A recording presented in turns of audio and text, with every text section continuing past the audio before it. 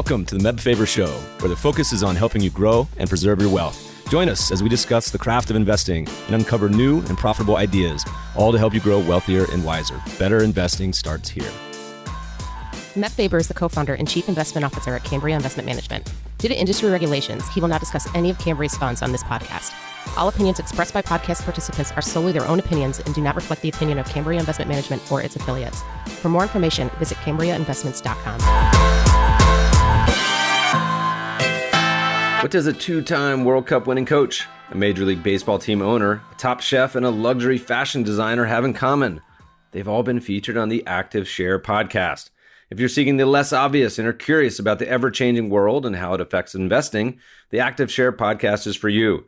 Hear thought-provoking conversations with thought leaders, company executives, and William Blair Investment Management's own analysts and portfolio managers as they share unique perspectives on investing in a world that's always evolving.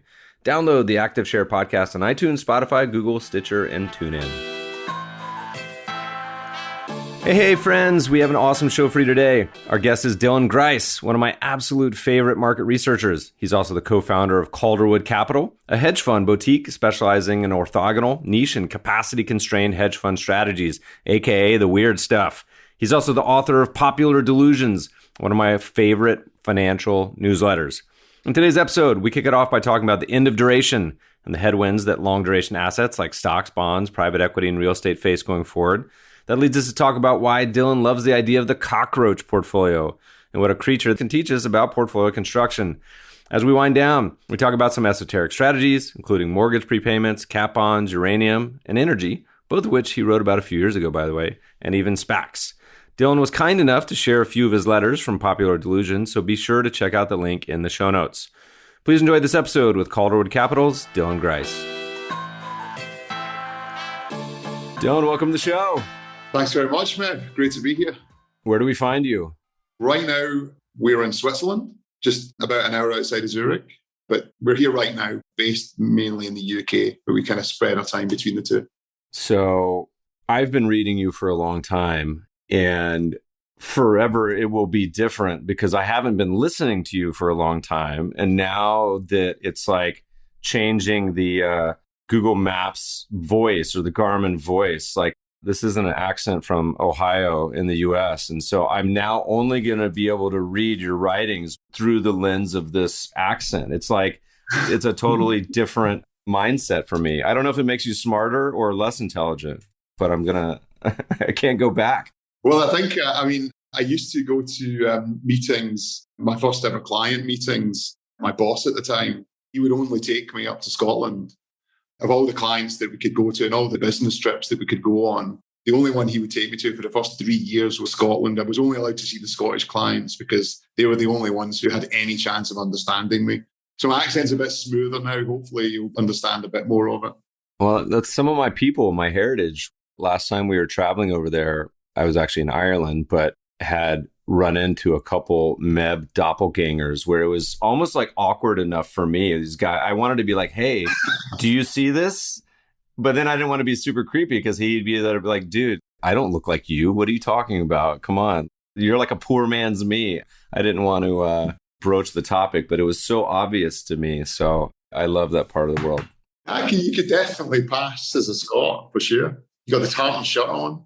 My surname, Mebin, is Scottish people that were living in Ireland, or so I'm told. We can take it back a couple hundred years. So if you see any Mebins over there, you can say, I know this guy named Meb. We just did a podcast and come listen to it. You can understand half of it. He knows you. Meb knows you. Yeah. All right. So I've been reading you for forever. One of my favorite market commentators, back to Sock Gin. You now got the entrepreneurial bug and started up your own gig, Calderwood. Tell me briefly, what are you guys doing over there? I like to tell anyone who starts out as an entrepreneur in a new venture, the very naive optimism of thinking you can start a beautiful new thing. When did you guys get started? What are you guys doing? So, yeah, naive optimism.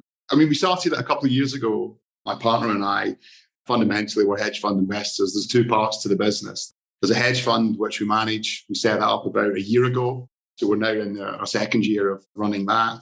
We aim for uncorrelated mid to high single digit, low volatility returns. And we do that with a family office, go anywhere approach. But that's the kind of hedge fund business. The research business we set up a couple of years ago because it was easier to set up a research business than a hedge fund business. We write something, we publish a couple of times a month. We really just kind of share some of the stuff that we're seeing, some of the stuff that we're doing, investment ideas. Ultimately, we're trying to make our subscribers some money, try to keep it interesting.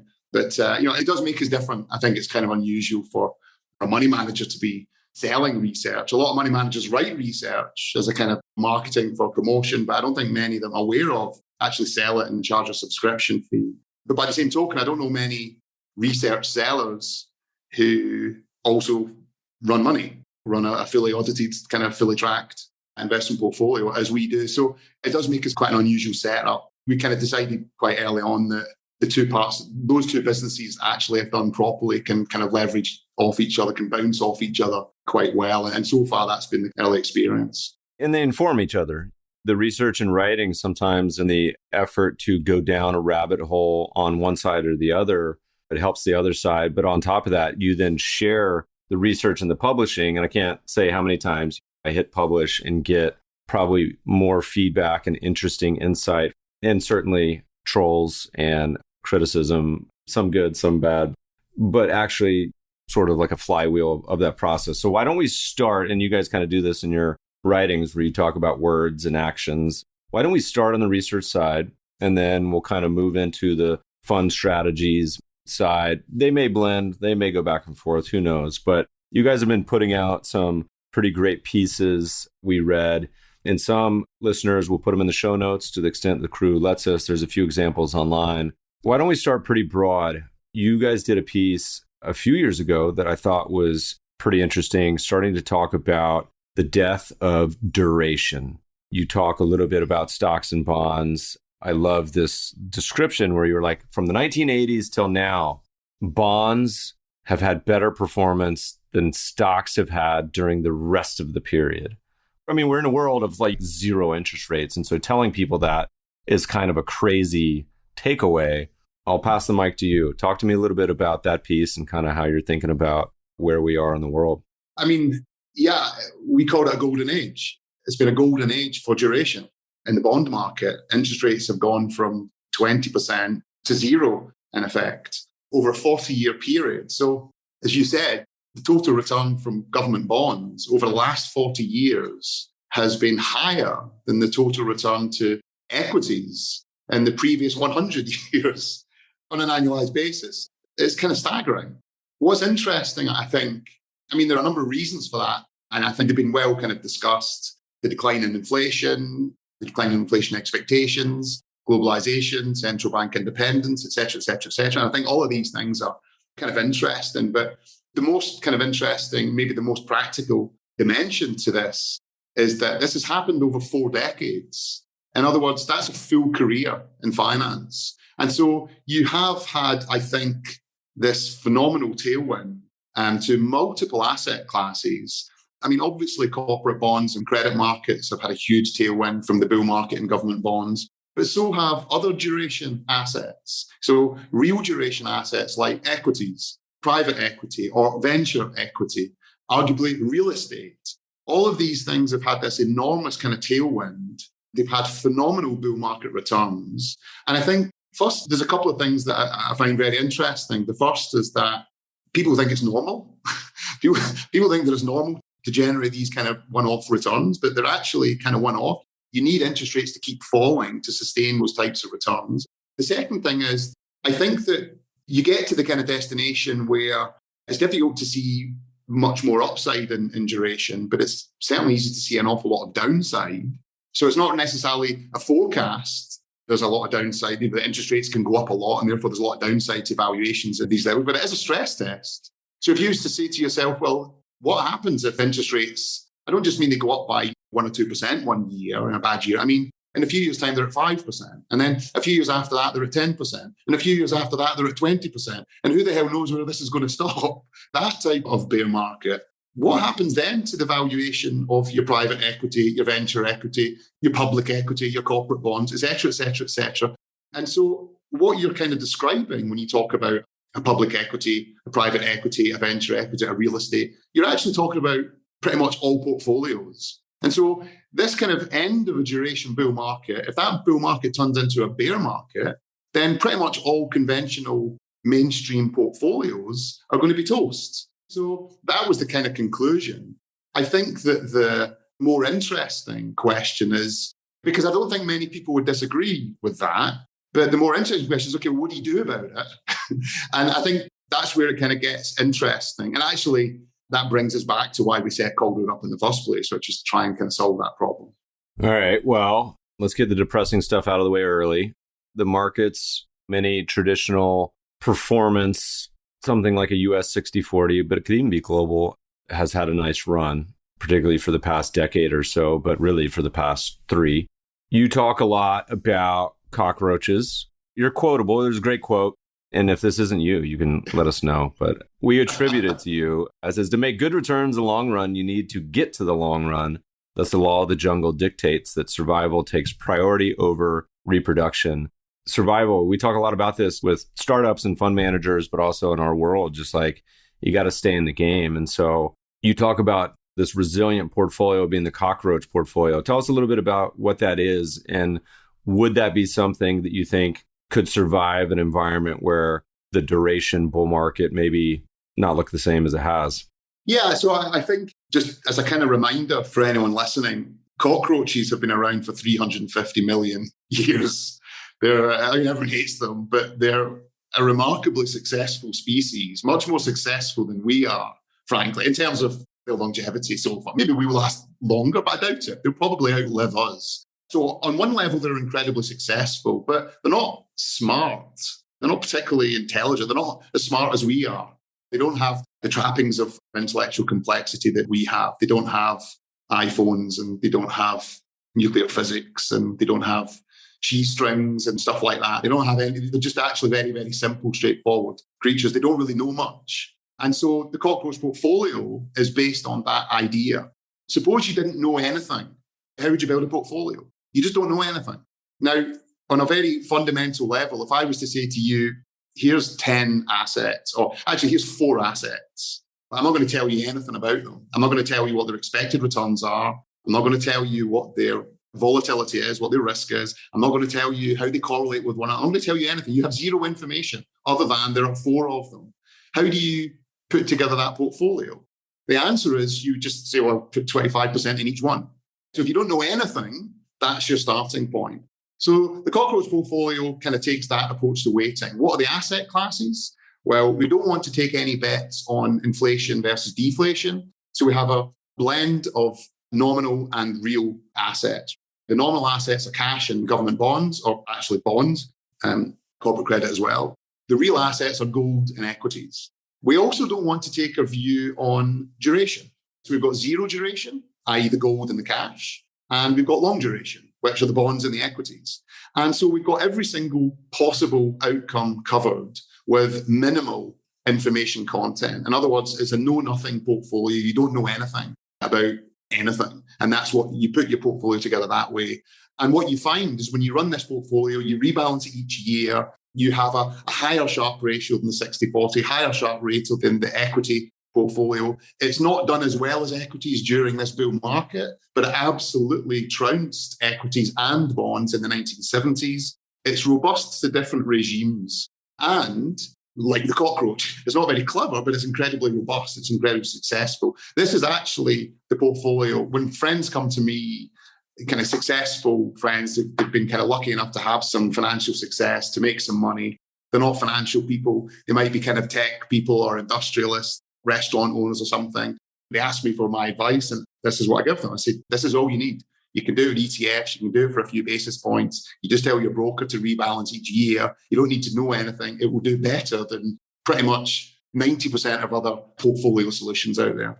The interesting thing about that portfolio is if you model it back in time, as you mentioned, it has a great Sharpe ratio. It's low volatility, but of all the portfolios you can kind of come up with, it has one of the most consistent per decade returns. So like you mentioned, there's portfolios that have done exceptionally well the last 2 or 3 decades. Then there's the 70s. The 70s is like you have this environment that's totally different than the next two. And so many traditional portfolios, if you just got through the 70s, was a compliment. And so this portfolio, though, if you look at the lowest volatility of returns per decade, and I think it may have, and I may have to go back and look at this, but may be one of the few, if not only, portfolios that actually had positive real returns in each decade. Now, this is an untraditional portfolio. When you talk to people, you're like, hey, look at this Cockroach portfolio. What is the biggest pushback? Because I have an idea. But when people are like, oh, no, I can't do that. What's the reason why? Because cash doesn't yield anything, because government bonds and credit don't yield anything, because everything's too overvalued. And by the way, these are all true. I wouldn't argue with any of them. In the late 1970s, you would have looked at the Cockroach portfolio and said, equities are over. Nobody invests in equities anymore. Inflation is just going to get out of control. The only thing I want to own is gold. Why do I want to put 25% of my portfolio in equities or government bonds? Or why do I want to put 25%? And of course, that would have been a very understandable response. You would want to overweight the gold. You'd want to overweight the precious metals. You would want to underweight the other stuff. But it would have been completely wrong. And so again, the point is, this is by construction a portfolio built using almost no information and no knowledge. And of course, most people, rightly or wrongly, think that they do have knowledge. They certainly have information. And so most people, at any point in time, you can show them the historic returns and you can say, this is kind of what you want. And they'll say, well, that was really interesting, but I don't think it's going to work now.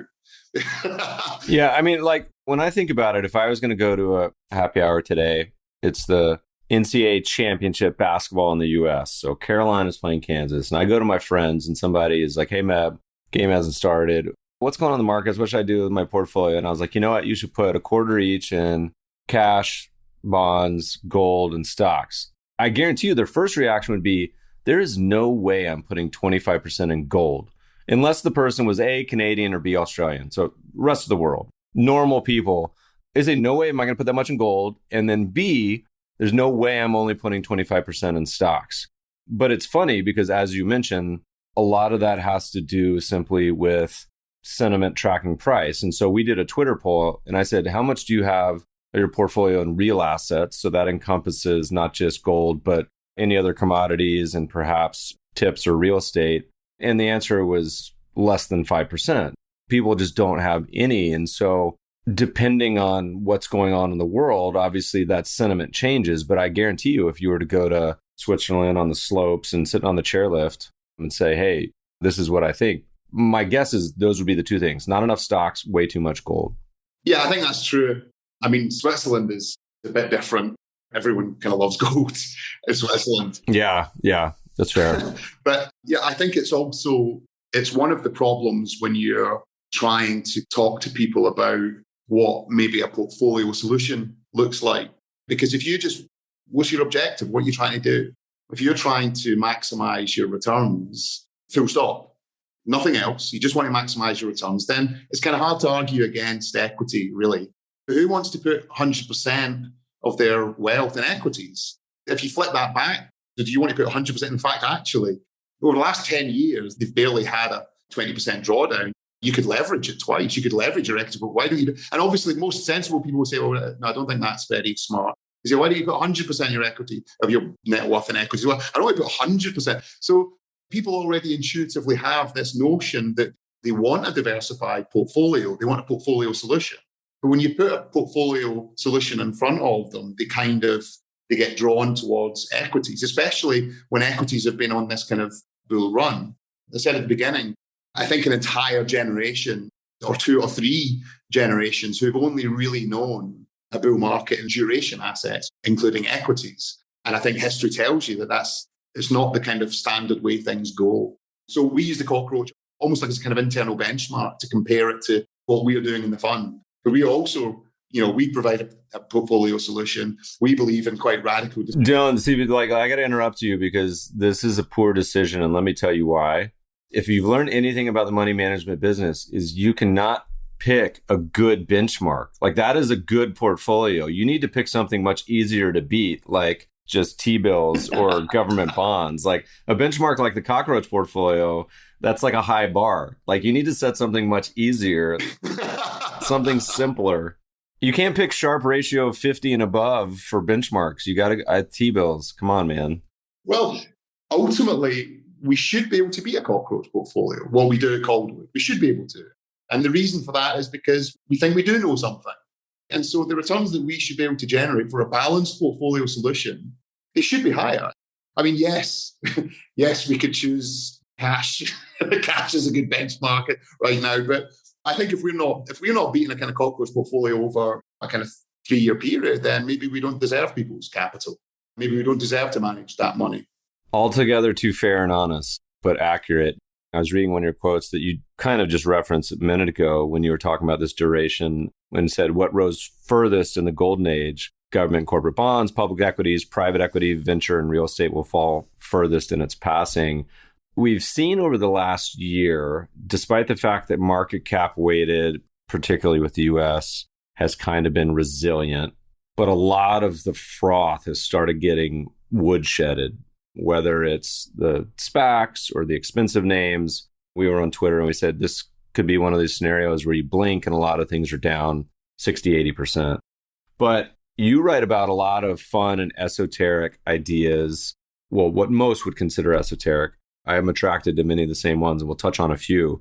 But as we start to move away from this tough to beat benchmark, this cockroach, into, okay, how can we start to add value? Let's start to think about either you can take this teed up as a strategy, a particular idea, something, whether it's more long-term strategic or short-term tactical. How do we start to think about how we move away and look different from that portfolio to add some value in the coming years?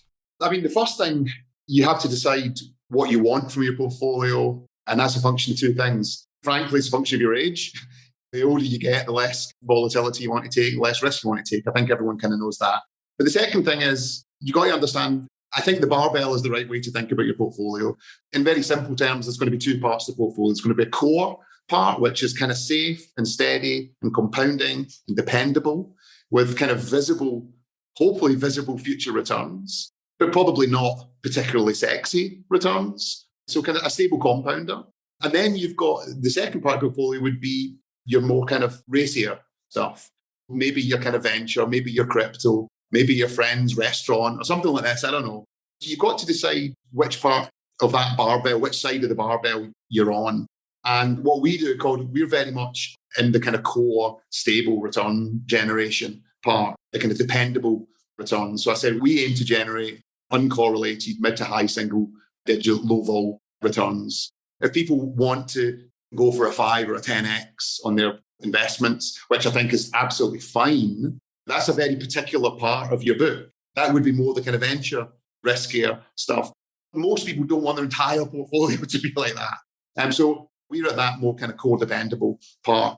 The way you do that, I think, in this environment is, I think you have to just understand that to have a stable portfolio return requires a very, very well diversified portfolio. And I think that the thing that people maybe don't usually understand about diversification is that it's hard. It's really hard to develop a diversified portfolio.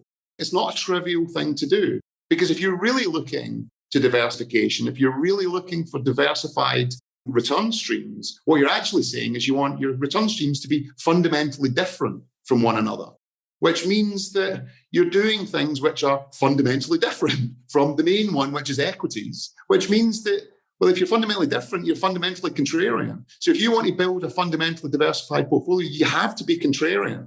We've talked already about the problems with 60-40, the problems with the death of duration, with interest rates being zero, with expected returns being very low. Everyone's aware of that. There's lots of articles you read about how people are dealing with it. What are people using instead of 40? What are people using instead of bonds? And it seems as though what they're doing is they're doing private equity, or they're doing more real estate, all right? Or they're doing more venture. Also, you just described like half the pension funds in the US over the past 4 years where you see this and they're just like, you know what, interest rates are lower, or we're trying to figure out how to continue to get these 8% returns. So we're just upping the dial on private equity and VC, which God bless them if that's what they're going to do. But that creates a whole host of challenges in my mind I agree. I think two very, very obvious ones. The first is that it was certainly a smart thing to be doing that 40 years ago or 30 years ago. It's not obvious that it's such a smart thing to be doing it today when all the big private equity founders are multi-billionaires and they're all selling out. The second thing is, again, diversification. What kind of diversification are you actually getting? If you put private equity into a public equity portfolio, you're not diversified. There's lots of good reasons for you to invest in private equity. Maybe that's your skill set. Maybe that's the area that you understand. Maybe you have some expertise there. There's nothing wrong with investing in private equity, but don't kid yourself into thinking that you're building a diversified portfolio. And again, maybe you don't want a diversity. You just want pure equity. You want leveraged equity. Again, that's fine. But if you genuinely want diversification, if you want some protection against the very real possibility that the party of the last 40 years is over and the next 40 years are going to look different, you're going to have to basically let go of all of that stuff that's worked so well over the last 40 years and embrace things which are far less conventional. This is our hunting ground. These highly unconventional, highly unfamiliar asset classes are, I think, where you're looking at very, very attractive return profiles and more importantly, very, very diverse return streams. Return streams like cryptocurrency arbitrage, reinsurance, litigation, trade finance, synthetic credit, and correlation, mortgage derivatives. None of these things really correlate with broader financial conditions. And so you can't, even in this kind of crazy inflated world, you can still absolutely build a diversified portfolio with good, stable returns that's going to be robust. And I think is going to beat the cockroach. So let's drill into some of that. I'm going to just make a note. We'll add this to the show note links because I can't remember the name of it, but there was a great book that did a history of the Harvard endowment, but it basically was talking about doing it 70 years ago, like thinking moving into some of these areas when no one else was doing it versus kind of copying everyone else and kind of the way they're doing it today and just moving into private equity. I was going to joke that the real reason all these endowments and pension funds are moving into the private equity is because it's lower volatility than U.S. stocks because you only look once a year. The secret of just 2% volatility is you only open the present once a year. So you talked about a number of different strategies, a lot of which we've never even covered on this podcast, some of which I love and are interesting. I'm going to let you pick. Let's start with one of them and kind of unpack the attractiveness and what it exactly is. I'll give the mic to you to choose one that's particularly interesting, weird, different, whatever. Dylan's favorite. Well, one of the ones that I suppose we've been quite active on in the last few months in different ways. One would be mortgage prepayments, which is a very particular feature of the US mortgage market. US mortgage loans have a kind of unusual feature, which is they have this kind of embedded option. When you borrow money from a bank to buy your house, you have that call option. If interest rates come down, i.e. the price of that loan goes up, you can refinance at a cheaper rate because you have the benefit of that optionality, which means that the lender is short the option. Now, obviously, nobody particularly wants to be short that option. People don't like being short options anyway. And so what Wall Street does, it takes these mortgage loans off bank balance sheets or from the various originators, and then it kind of slices them. And from these kind of mortgage loans with the embedded option, it basically separates the bond from the option. That's what the tranching process does. And what you're left with at the very bottom of these kind of tranched capital structures, you're left with interest-only bonds. They only pay interest. There's no principal at all, which means that if any of the mortgages in that pool get prepaid, the mortgage disappeared, there's no more interest to be paid. Right? So these interest-only bonds go to zero. Right? So basically, these bonds are highly non-linear, highly complex. They're pure distillation of that optionality that the borrower enjoys, but everyone else is desperate to get rid of. Who did they get rid of it to?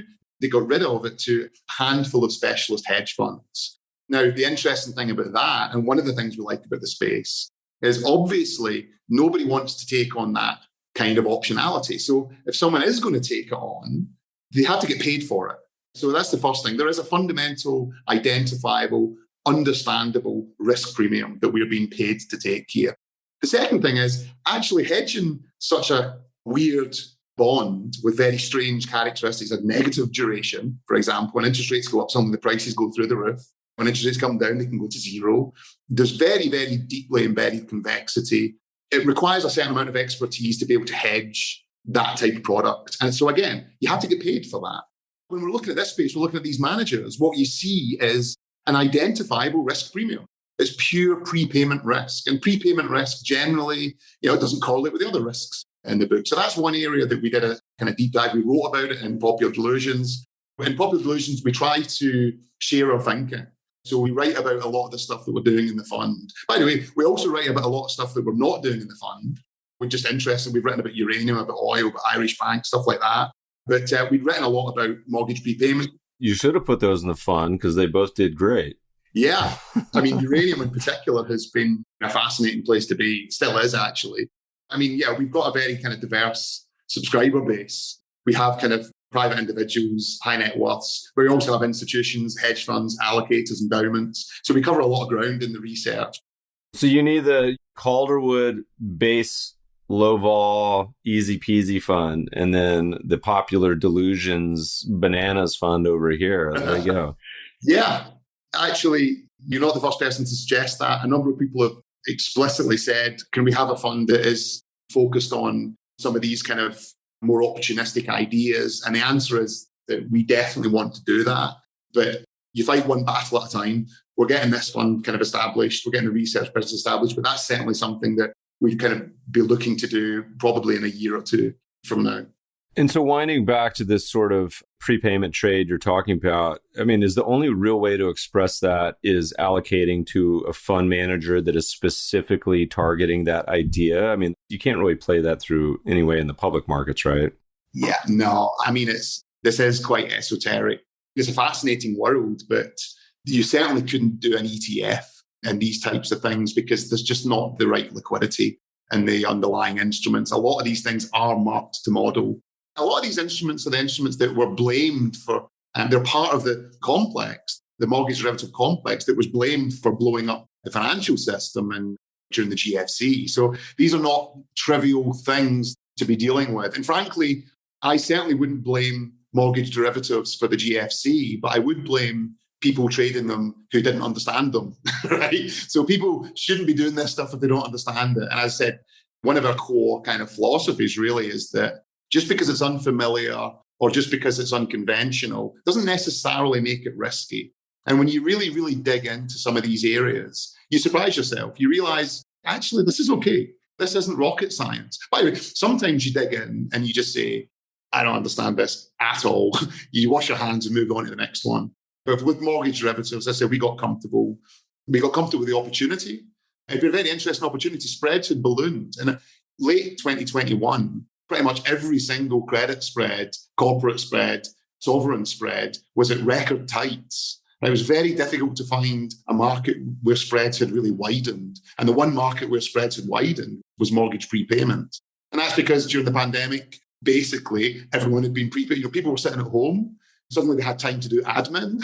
So suddenly those kind of prepayment forms that maybe they couldn't do when they were working in an office, now they had time to do it. So suddenly prepayments went through the roof and a lot of capital got sucked out of the space. The returns were very soggy, quite negative, hence spreads were wide. So it was actually a very opportunistic allocation for us as well. I love talking on the show about ideas that we haven't covered in 400 episodes, and that's certainly one. I think we've only talked about reinsurance and like cat bonds maybe once. And if there was a strategy / I don't even call it an asset class that I personally would like to allocate to that I don't, that falls under this heading of really correlated to nothing, but is kind of wonky. So you got to know what you're doing, but I can't throw it in an ETF.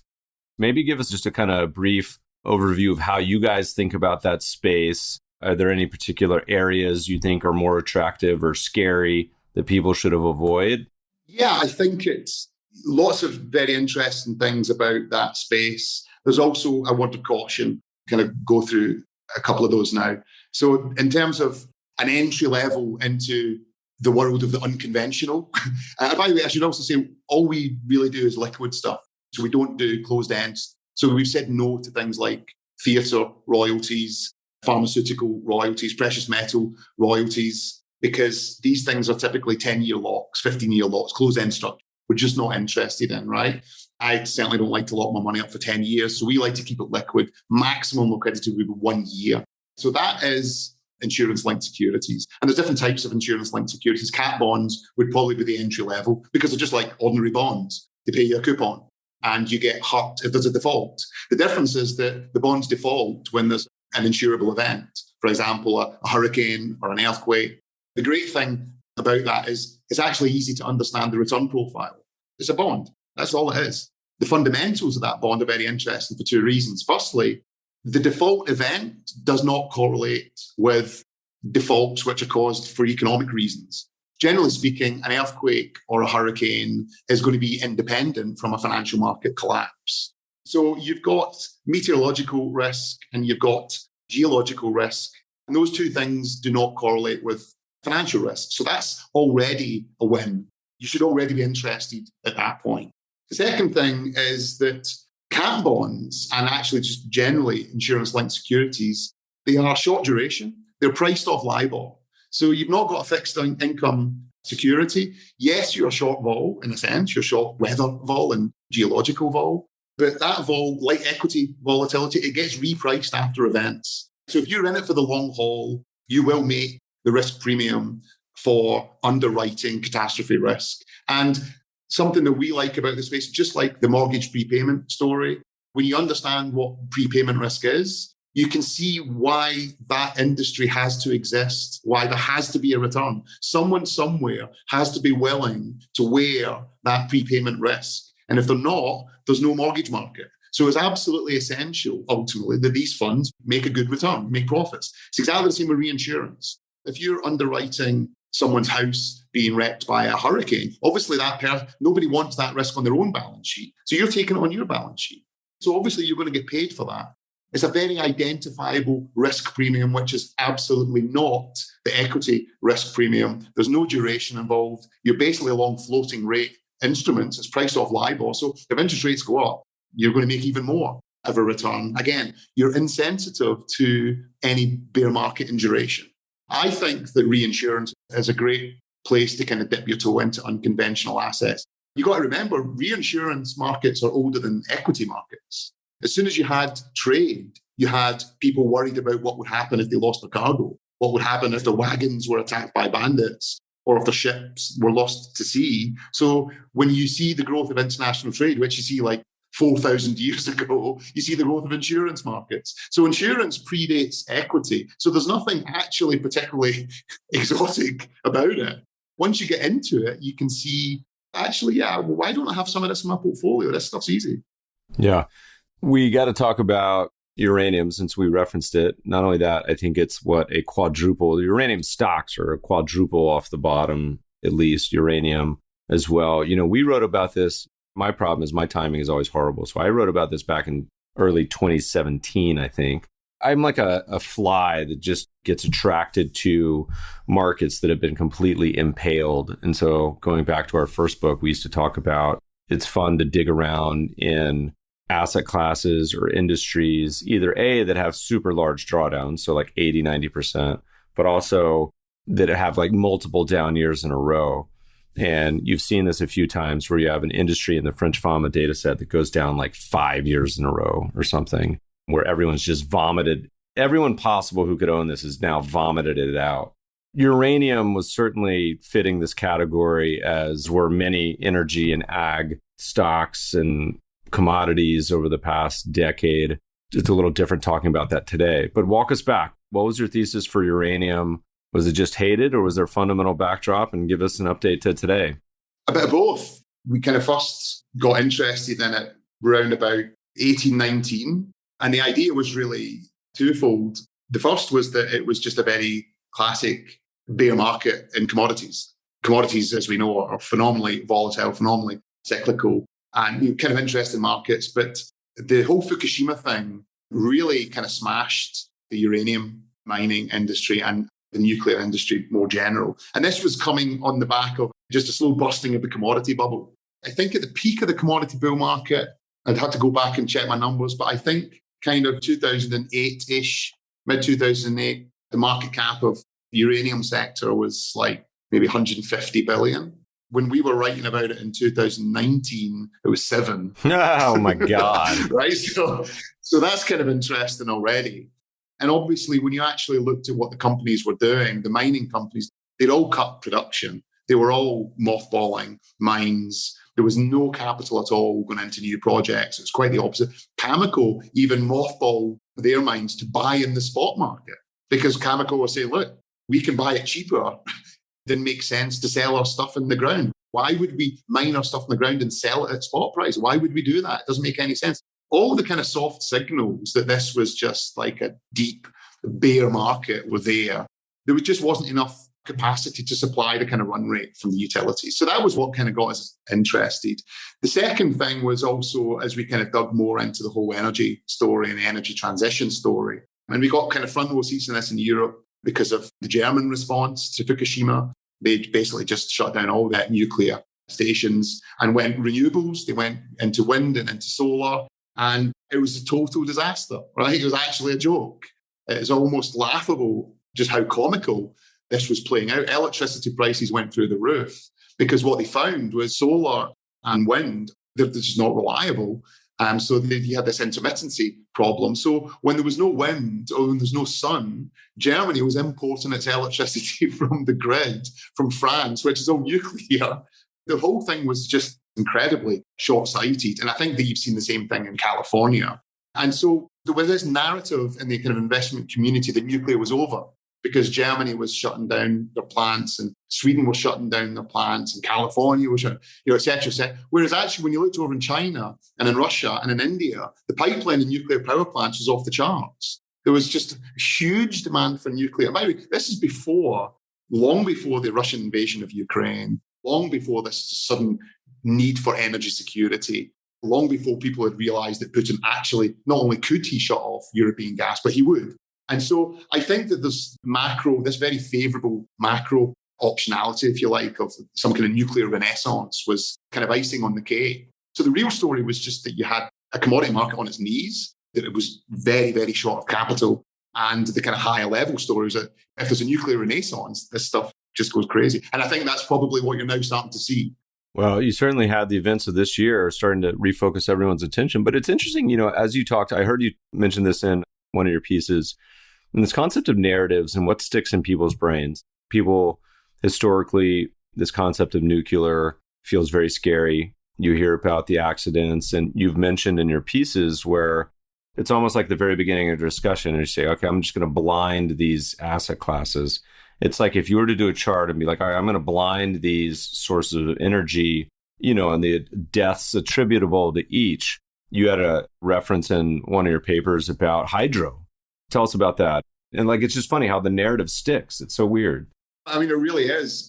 We'll start with Chernobyl to kind of benchmark the hydro catastrophes. But Chernobyl, the range is from a few tens of deaths to 50,000 deaths. And nobody really believes that there were only a few, 20 or 30 deaths caused by Chernobyl, which I think was the original official Russian line. I don't think anyone really believes that there's 50,000 either. The number is probably somewhere between 3,000 and 5,000, which is an absolute disaster. There's no two ways about it. But if you look at the worst hydro disasters, in China, a dam collapsed and 147,000 people died. 147,000. And if you actually go through the kind of list of hydro disasters in China and India, they just dwarf just any reasonable estimate of deaths and accidents that you've had from nuclear. I mean, 3 Mile Island, no one actually died of radioactive poisoning. Fukushima, nobody died of radioactive poisoning either. It was the stampedes to get out that actually killed people. It wasn't the actual radiation. So it is a case study in the public perception of risk. It's one of these kind of puzzling things that the psychology professors analyze. Why are people so terrified of nuclear, given how safe it is? The fact is, it's phenomenally safe. Whether or not there'll be a nuclear renaissance in the West, I don't really know. But in terms of uranium, it kind of doesn't matter because it's happening in China, India, and Russia, regardless.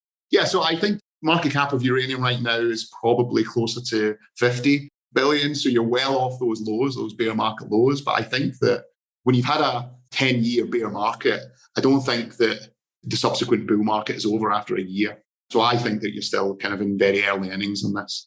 Yeah, I mean, we've certainly watched a few of the things you've commented on. You were commenting on being bullish oil back before this. It's always fun to read them sequentially and then find ourselves today. So we're sitting here, Q1 2022. There's been a lot of shifting sands over the past few years, pandemic, wars, my God. I'm ready for just like a quiet quarter. Like just like nothing really happens, surprisingly. What are you thinking about today? What is got Dylan scratching his head, chewing on his pencil as he sits in the pub, pondering, as you do, a lot of these big topics, but also positioning as we look forward? What's on your brain? To be honest, I do kind of feel this tension between the pessimism and the optimism. I kind of worry that we've kind of entered into this self-reinforcing dynamic where trust is kind of breaking down. People are not really trusting each other in kind of game theoretical terms. When you play a prisoner's dilemma dynamically over time, what you find is that the winning strategy oscillates between cooperation and non-cooperation. So when you've got a kind of population, when you simulate these kind of biological games, these kind of reproductive games, what you find is that the optimal strategy for one phase will be that everyone cooperates with each other. But then as everyone's cooperating, the incentive to non-cooperative strategies is much higher. So non-cooperators then begin to grow in the population size until eventually they then dominate the population. The whole population is dominated by non-cooperators. And of course, if nobody's cooperating, the incentive to cooperate suddenly become high again. So the cooperators start to reproduce and then they start to win. So you have this kind of oscillation between cooperation and non-cooperation. And I think the kind of peak cooperation probably would have been the NASDAQ bubble. You'd just seen the Berlin Wall fall down. We'd seen the integration of the Soviet states into the world economy. People talked about the peace dividend in the stock market. China was coming on stream. India was coming on stream. All the South Americans were coming on stream. We were all friends. We were all in it together. We were all the same kind of thing. You had this Washington consensus where we were all free. We all believed in liberty. We were all going to be democratic and we had all become capitalists. That was the end of history. That was Fukushima's end of history. And that was the kind of cooperative peak, I think. Then you got 9/11, which kind of rudely interrupted it. Then you got the GFC. Then you got Brexit and you got Trump. And now you've got this war. And now you've got the Chinese. And by the way, now you've got the US blocking Russian reserves, et cetera, et cetera. And I just worry that we're moving into this very distrustful, uncooperative phase, which can get quite nasty. You know, the 1930s would have been the real trough in that non-cooperative equilibrium. You had blockades, you had sanctions, you had trade wars after the great crash of 29 and the Great Depression. Globalization just absolutely stopped. That was a real trough. During my career, we've gone from the peak and it's just been this steady decline into this uncooperative phase. And I worry about where that ends. I think that's the kind of bigger picture for me. What do you do about it? As I said, I think what you do about it is you build your own cockroach portfolio, right? You build something that's going to be robust to different regimes. Because let's be honest, none of us really know how it's going to pan out. None of us really know how markets are going to respond. I mean, if I'd have told you 5 years ago, what's going to happen is this. There's going to be a pandemic and there's going to be a huge war in Europe, potential kind of nuclear escalation. What do you think the markets are going to do? It's very unlikely you would have said, we're going to make new all-time highs, right? But that's kind of where we are. I think that we're not good at making these predictions, much as we enjoy it and much as we might try. We're just not very good at it. I think the answer is you build a portfolio that doesn't depend on your ability to make those forecasts. Build a portfolio which is going to be robust to your undeniable ignorance. I was laughing as you were talking about the prisoner dilemma because there was a very real case of that this past year in the United States with an American football game with I believe it was the Chargers and Raiders, where if they simply tied, both of them would go to the playoffs. But if one of them won, obviously one would go and the other wouldn't. And then it became this fascinating game. And in the end, it got even weirder for listeners. We'll post a YouTube link to this or maybe some links where one of the teams, their behavior at the end influenced, because they could have just downed it and tied and been done with it, but their behavior influenced what ended up happening and one team won. So anyway. So it tipped over from cooperative to non-cooperative. Yeah. It's a really fun example. Before we let you leave, there's like a bunch more we could talk about as it becomes nighttime there, as the sun rises here. One of the topics that was near and dear to my heart for many years that you recently wrote about was biotech stocks. What's going on there? Are they interesting? Not interesting? Something you guys are thinking about? I mean, it's something that we're exploring right now. And it's one of the things that when you're writing a bi-monthly piece, so we write our research, Popular Delusions, twice a month. When you have that deadline, you have to kind of write what you've got. And sometimes you haven't really formed a conclusion yet. And so what we decided, again, very early on, was that we weren't going to force a conclusion if we didn't have one. If we weren't ready, we'd say, well, this is where we are, this is what we think, but we're going to kind of revisit that. So we actually, we wrote about carbon markets last year, and it was kind of the same. We did the analysis, we did the work, and afterwards we were like, actually, this is very interesting. I don't think there's anything to be done here, but you published it anyway. So I think that there's an element of that with biotech. There's some really interesting kind of single stock areas, but I think the kind of big picture is you're actually down on a 5-year view when the stock market, what's the S&P up over 5 years? It's got to be 4x or something like that. Biotech is down. You've just seen a massive collapse in valuations, a huge withdrawal of capital from the space at a time when things are actually potentially quite promising. They're making it easier for drugs to get through the regulations, for example. It's a time when the kind of perception is that it's too risky to invest, but you're getting stuff that's trading at a discount to cash. Now, obviously, some stocks are trading at a discount to cash because they've got cash burn, and the market's basically saying we don't think you're going to last 2 years. But that's not necessarily the case. This is a kind of market, I think, and this is where there's more work to be done. I think if you just ran a screen and said, I'm going to buy all these kind of stocks trading at a discount to their cash, I'm not sure that would necessarily be a great strategy. But if you're willing to do the work and willing to do the deep dive into the drug pipelines, I think you can find businesses with good prospects also trading at a discount to cash. That's the kind of setup that we like. You mentioned SPACs at the beginning of the show, and I think that that's another good example. You've seen a swing from delirium last year to just this kind of manic depression. Looking at some of these SPAC prices, some of these SPAC yields, some of these warrant prices, they're kind of telling you that there's never going to be a deal. If there is a deal, it's going to be crap. It's going to be awful. You don't want to invest in this stuff. And the valuations reflect that pessimism. And actually, in some circumstances, it's true. But in lots of circumstances, it just isn't. There's some really, really high quality sponsors in the SPAC market. There's some really, really high quality businesses which have kind of de-SPAC. So we've actually written quite a lot about SPACs. This is another area that we're kind of interested in. The biotech, if you look at a couple of the ETFs, I think you're actually going on darn near 7 years of no returns, which, like you mentioned, is like a lifetime. It reminds me, we wrote about this, what is this financial crisis 12 years ago now, where we referenced the very simplistic but thoughtful strategy of John Templeton back in the Great Depression, famously in the late 30s, bought $100 of every stock trading below $1 on the NYSE and American stock exchanges, got him a junk pile of 104 companies, 34 of which eventually went bankrupt. He spent 10 grand. 4 years later, he quadrupled his money. So, yeah, it's an interesting space. I remember Jim Rogers. He kind of founded Quantum with George Soros. And I remember him saying, it was a long time ago. It was during the beginnings of the commodity bull market back in the early 2000s. He said, the way to summarize my approach to finding interesting investments is I turn the performance charts upside down. That's what I do. I think that's actually kind of hard to argue with. That's just a great starting filter. What's done really, really, really badly? The inverse is also true. What's done really, really, really well? And maybe I don't want to be doing that. Yeah.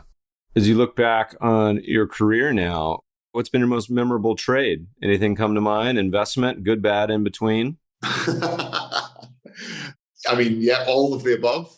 The most memorable investments are obviously the ones that work out very well. I think one of the things that I love, who doesn't, is when you just see that cheap optionality.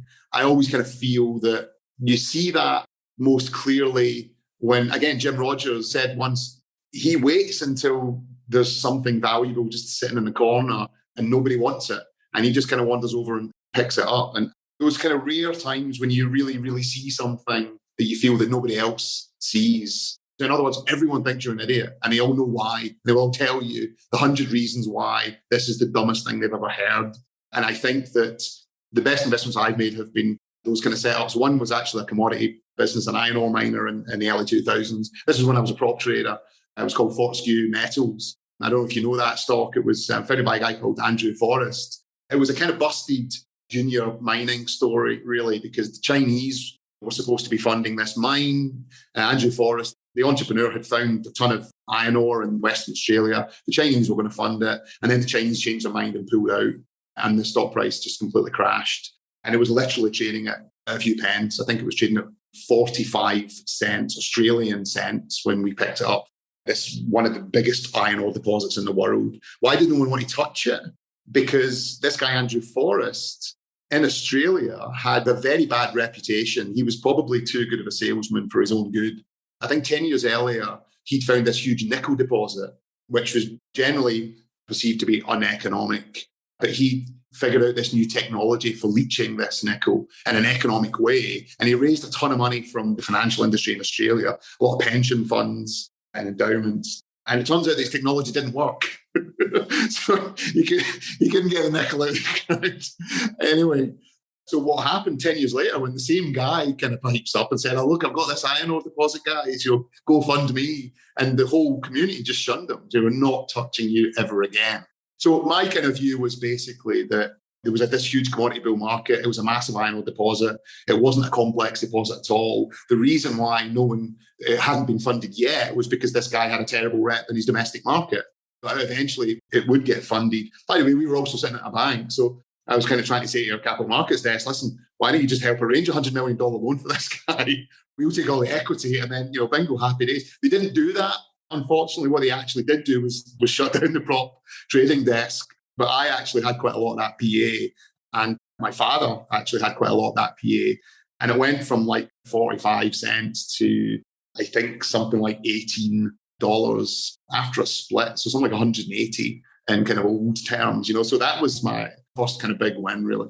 So you have an open invite as you talk about discarded and hated investments to come back on the show. Anytime you see something that nobody wants to pick up off the floor, you say, Meb, text me on my cell, say, I'm ready to talk about whatever it may be, because I love hearing about the hated and discarded. To me, that is usually some pretty fertile ground to be digging around in. I can't let you go without asking you. You have the world's smallest bookshelf behind you. What are these 5 books? Are these the to-do list, or is this a stand for some plants, or what is this? No, this is what have we got here? We don't actually, not usually in this room. So this is The Match King, Ivan Kruger's Match King. This is Isaacson's Innovators with kind of John, which is a fantastic book. And I think very relevant to building a business generally. It's not just about tech. His point is that the innovation is a team thing. It's not just one individual. And typically you get the visionary and you get the product guy. You get a really good salesperson and you get a really good product person. You marry those two things together, you've got a valuable tech business. I think the same is true in finance. No one's a one-man show. You've always got to marry those two things. Now, this is a classic, Investing in Insurance Risk. I'll send this to you if you want. You get in touch with the author. Man, that's a page turner right there. And then you'll probably like this as well, Think Python. Yeah, I recognize that publisher style. That makes me nauseous. Yeah, I mean, they do some fantastic ones. Think Stats is another one. Oh my God, I'm sorry I asked. I love data. And I love how you can kind of unpick people's misperceptions and people's biases, actually with sometimes quite simple charts. Right, so this yield curve thing is really interesting. Every few years, the yield curve gets interesting because it predicts recession. And then everyone gets all excited with prediction recession because the yield curve's just inverted this quarter. And that means there's going to be a recession. It probably does, but stocks have had their worst quarter in some time as well. And what you find is that the yield curve just doesn't predict stocks. So what's the excitement to do for us if we're trying to predict returns? I don't think the yield curve actually has kind of too much value. Anyway, the last one, 7 Signs of Ethical Collapse. So this is from my equity days. Well, the bookshelf behind me is my wife's childhood, high school, college bookshelf. So it's a bunch of like Heidegger and Nietzsche, and then various children's books like on ways animals sleep. So, well, listen, there's definitely, I see a space on that bookshelf for investing in reinsurance risk. Yeah, exactly. I think that's what that bookshelf needs. Yeah. Tell me a little bit. People want to check out what y'all are doing. They want to read your missives. They want to send you a bunch of money. What's the best places to go? So, the website is the easiest place to kind of reach out to us, to connect with us. They can subscribe to our research. They can sign up to our kind of mailing list. That is calderwoodcapital.com. Calderwoodcapital.com. I'm on Twitter. Tim is on Twitter. Yeah, so we go through phases of being very active and then not very active. So sometimes people complain that we don't tweet enough, but it's kind of difficult to tweet enough when you're trying to build a business. I hear you, my friend. It's been a blast. Thanks so much for joining us today. Thanks, man. Really enjoyed it. Thank you. Podcast listeners will post show notes to today's conversation at mebfaber.com/podcast. If you love the show, if you hate it, shoot us feedback at themebfabershow.com. We love to read the reviews. Please review us on iTunes and subscribe to the show anywhere good podcasts are found. Thanks for listening, friends, and good investing.